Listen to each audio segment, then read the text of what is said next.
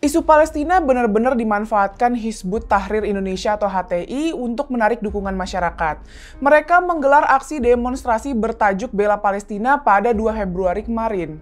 Yang mengejutkan, aksi itu digelar HTI di 22 kota se-Indonesia dengan melibatkan total massa sekitar 17.000 lebih orang.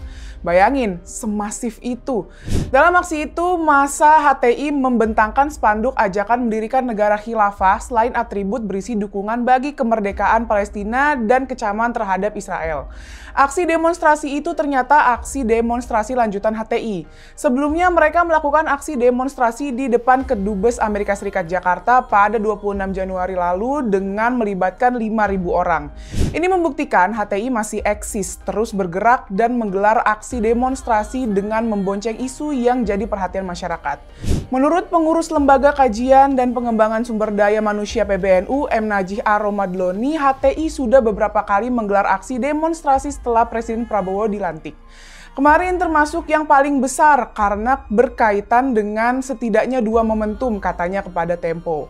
2 momen yang dimaksud adalah tumbang khilafah Turki Ottoman yang bertepatan dengan Isra Miraj dan serangan babi buta Israel di Gaza. Ketua Program Studi Kajian Terorisme UI Muhammad Syauqillah khawatir gerakan HTI akan membesar mengingat nggak ada respon serius. Apalagi HTI dengan cerdiknya memboncengi sejumlah isu yang jadi perhatian masyarakat, mulai dari isu Palestina, proyek strategis nasional, pagar laut, sampai LPG 3 kilo.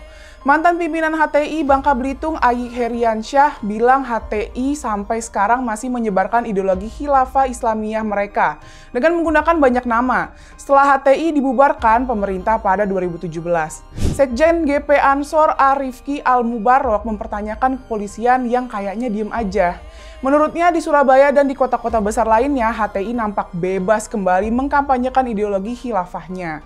Menurut dia, HTI ini membajak semangat beragama masyarakat dalam soal isu bela Palestina demi kepentingan mereka sendiri.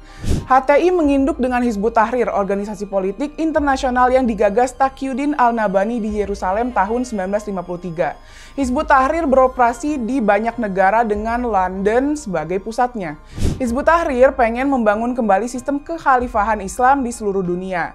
Ideologi ini jelas-jelas anti-demokrasi dan menetapkan non-muslim sebagai warga kelas 2. Semua kelompok teror yang membawa nama Islam juga berideologi khilafah.